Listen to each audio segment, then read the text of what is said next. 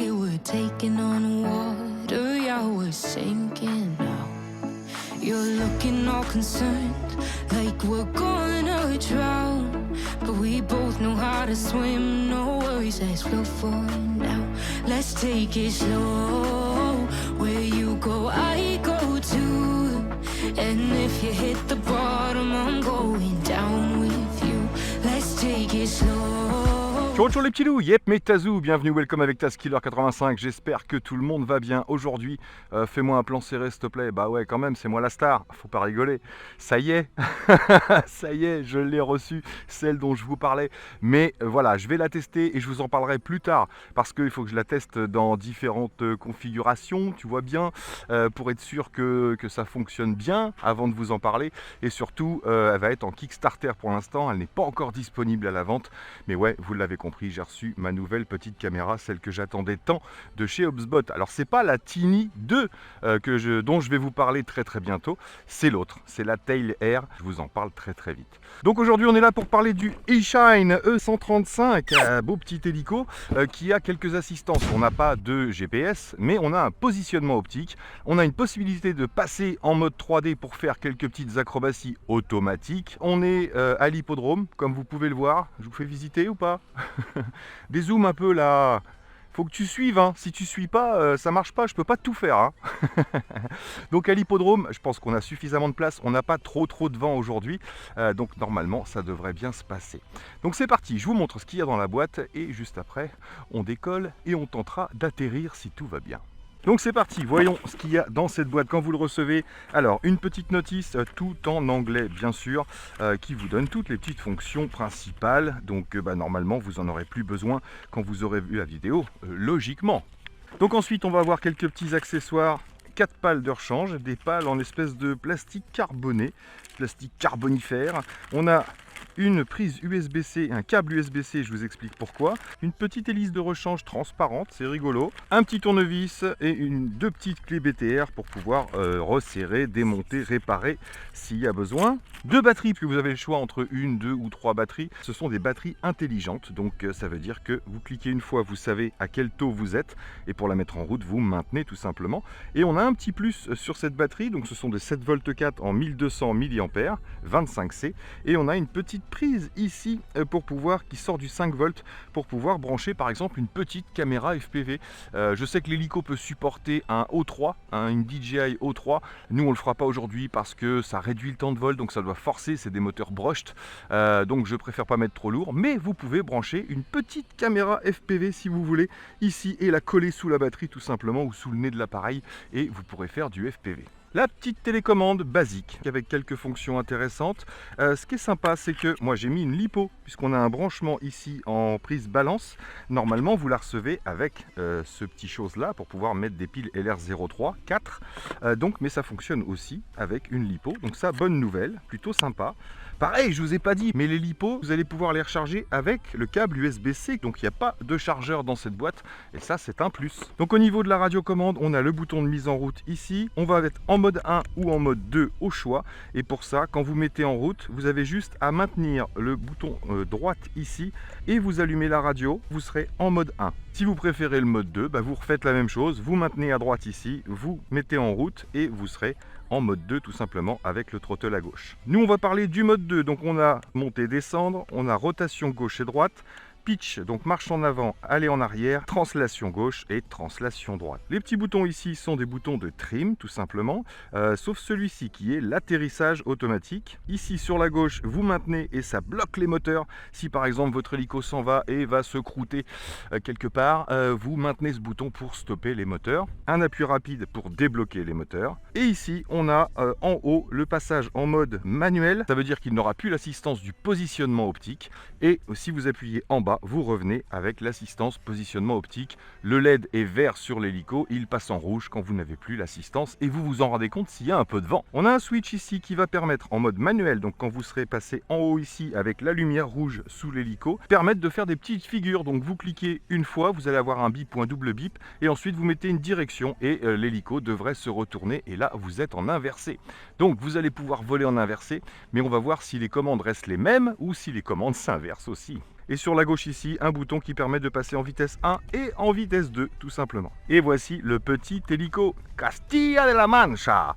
Voilà, petite réplique d'un hélicoptère de transport de secours. Alors quand vous le recevez, essayez de bouger un peu les hélices pour sentir la résistance. Si jamais vous avez besoin de changer une pale et donc de resserrer, vous saurez à quelle résistance il faut le resserrer. En fait, il faut que ça puisse bouger tout simplement, mais ça ne doit pas bouger dans tous les sens tout seul. Le petit rotor de queue, bien sûr. Ici, la LED qui va vous signaler si vous êtes en rouge, en manuel ou en vert en positionnement optique. On voit que le rotor est en direct drive ici, on le voit sur l'intérieur également, je ne sais pas si vous le verrez ici. Et juste à côté ici, on a notre petite caméra pour le positionnement optique. Donc jolie petite réplique, ça n'a pas l'air super résistant, mais en même temps c'est léger, donc ça doit résister quand même au choc. Toujours le rapport poids-vitesse évidemment.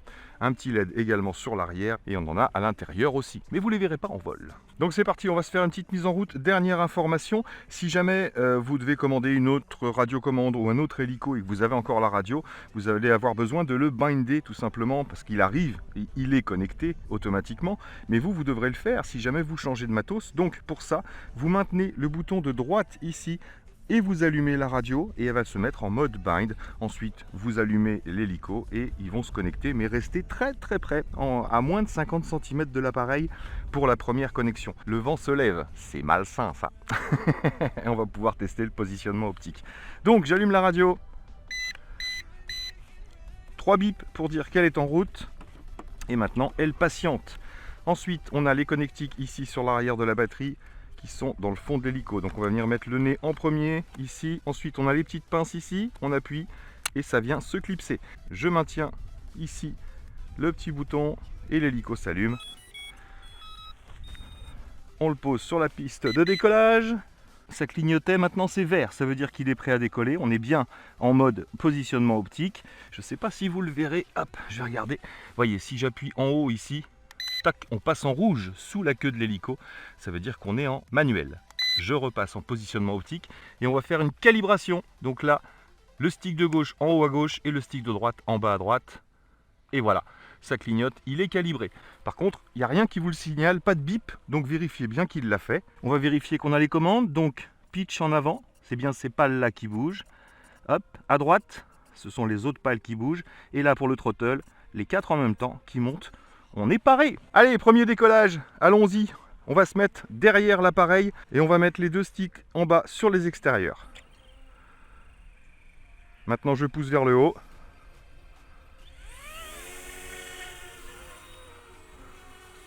Alors, il est parti un petit peu dans le sens du vent. Et là, normalement, il devrait se positionner.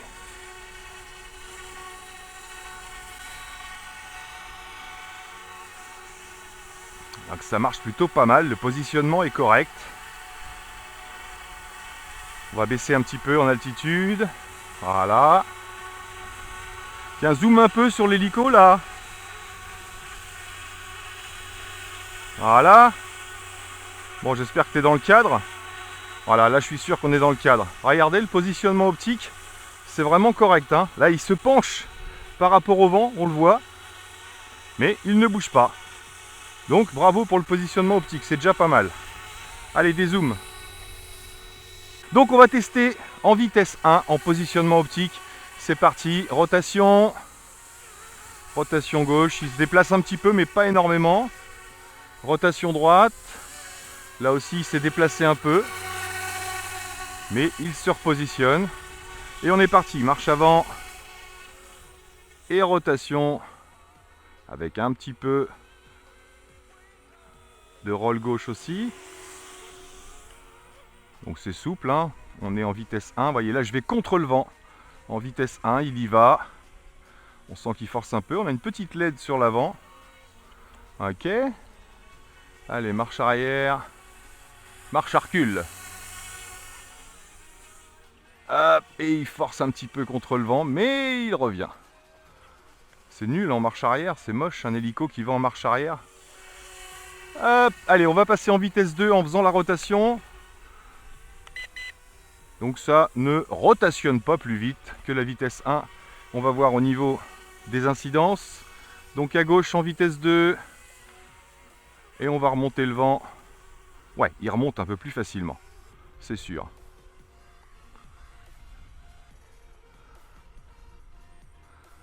Et on va le faire passer entre nous et la cam.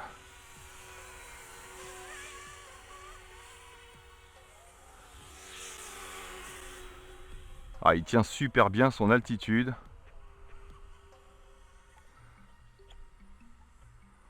Un truc qui est marrant à tester, là-bas, il y a une cuvette. Ah ouais, il a suivi il a suivi la pente de la cuvette, c'est rigolo. Donc là, on est toujours en vitesse 2. Ah, plutôt sympa au niveau du bruit et du positionnement, franchement, pour les débutants, c'est top. Alors, on va prendre un peu d'altitude. Vous voyez, il vole plus bas hein, dans la cuvette là-bas. Hein.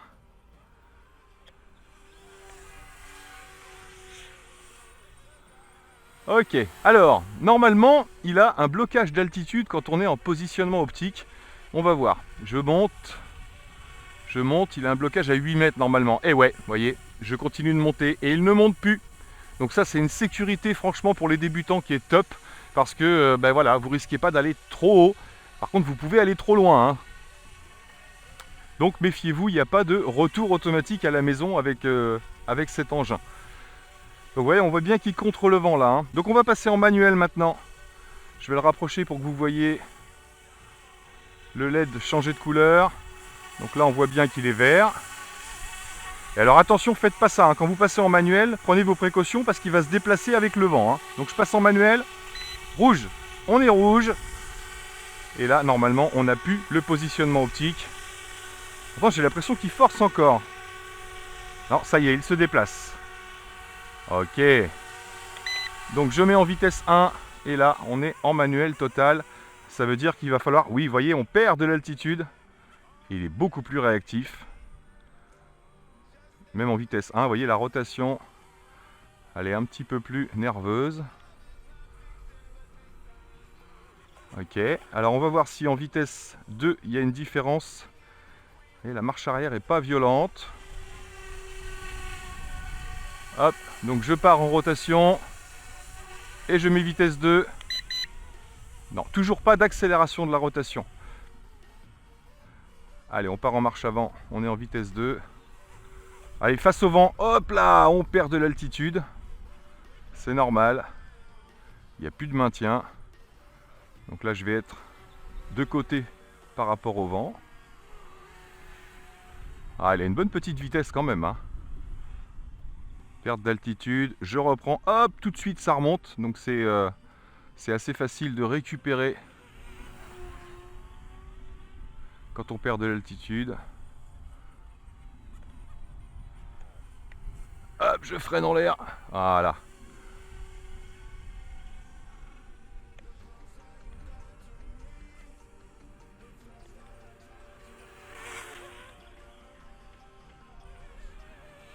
Ah, elle a une bonne vélocité quand même en vitesse 2. Hein.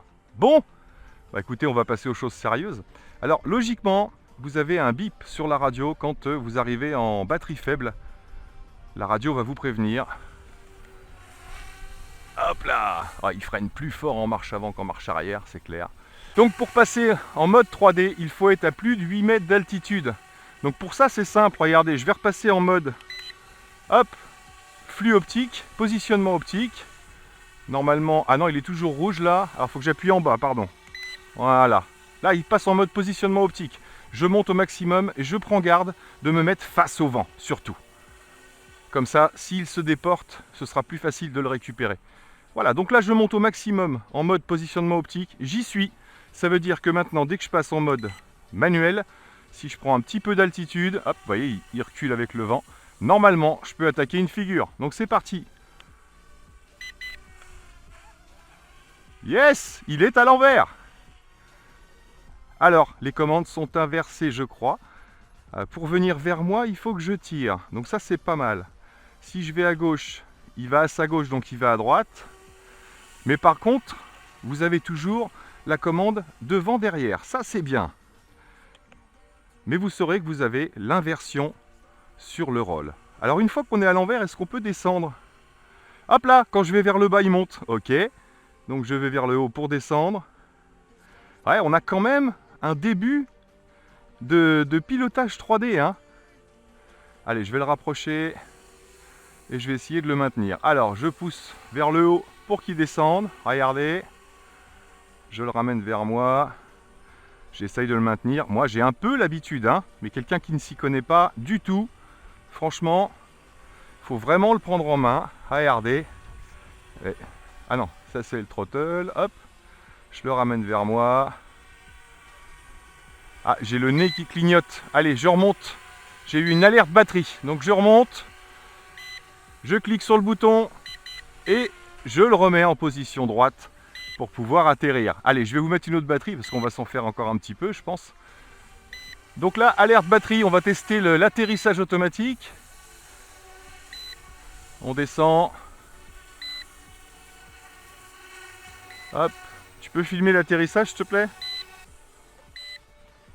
Hop, pour atterrir, quand vous connaissez pas bien, laissez la queue vers vous. Voilà. Ah, ben là, il atterrit tout seul.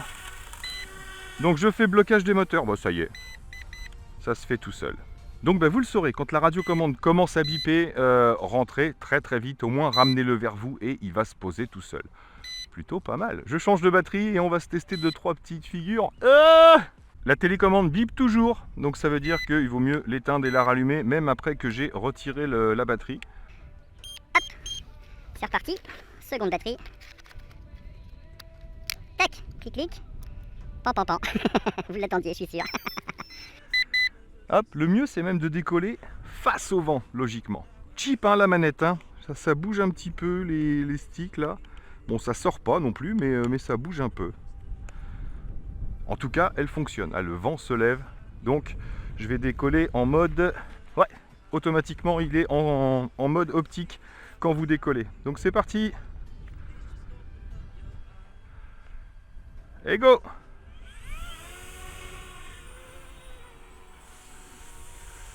Tac. Il se positionne. Donc même là où il y a beaucoup d'herbe, hein, ouais, il est revenu pas loin au-dessus du tapis, juste un peu en retrait. Ouais, vraiment agréablement surpris, hein. Beau petit bébé. Bon bah c'est parti. On passe en mode manuel. Tac, rouge. Et il prend le vent. Vitesse 2. Pour avoir plus de répondants. Ah oui c'est vrai, je vais mettre en mode flux optique pour avoir la hauteur max. Alors pensez, hein, quand vous êtes en mode 3D, vous avez le throttle qui est inversé. Pour monter, faut descendre, pour descendre, faut monter. Et vous avez le droite-gauche qui est inversé. Par contre, vous conservez le avant-arrière qui va vous l'emmener et vous le ramener. Donc on va tenter le roll maintenant. Alors, je passe en mode manuel, ça y est. Il prend le vent et je vais partir là-bas parce que le vent va me le ramener. Tac. Et c'est parti pour un roll. Je maintiens et je mets... Ah, ça n'a pas marché. Ah si, ça le fait après. Ok. Donc là, on était en flip avant. Tac. On va tenter le roll, j'espère que vous le verrez quand même à la caméra. Non, ça marche pas. Donc on n'a pas les acrobaties sur le roll apparemment. Ou alors je l'ai mal fait. On a juste les acrobaties sur l'avant et l'arrière. Je pars en arrière, ouais. Je le refais. Le mieux c'est ça hein, quand vous débutez, hein. Vous faites la figure et vous voyez, il a fait au moins 50 mètres avec le peu de vent qu'il y a aujourd'hui. Ah, c'est bizarre qu'on n'ait pas, les accros sur le roll. Je vais réessayer, hein. Je suis têtu quand même. Hein. Non. Ok. Donc on l'a sur l'avant et sur l'arrière. Je vais vous le mettre de profil. Voilà. Allez, c'est parti. Sur l'avant. Et vous rappuyez pour le faire, on peut revenir par l'arrière. Ah, ça va, hein, c'est propre. Hein. Et normalement, on ne peut pas les faire si on est en dessous des 9 mètres d'altitude. Regardez, je vais le tenter ici. Non, il ne se passe rien. Toujours rien. Ok. Donc c'est plutôt pas mal fait. Hein. Le barreau marche vraiment bien. Le baromètre. Hein. Hop. Donc là, je le ramène vers moi en tirant. Ok, et le rôle est inversé, il faut y penser. Et on peut descendre en montant les gaz.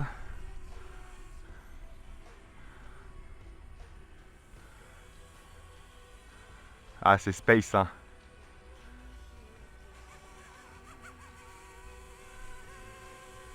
On est à l'envers.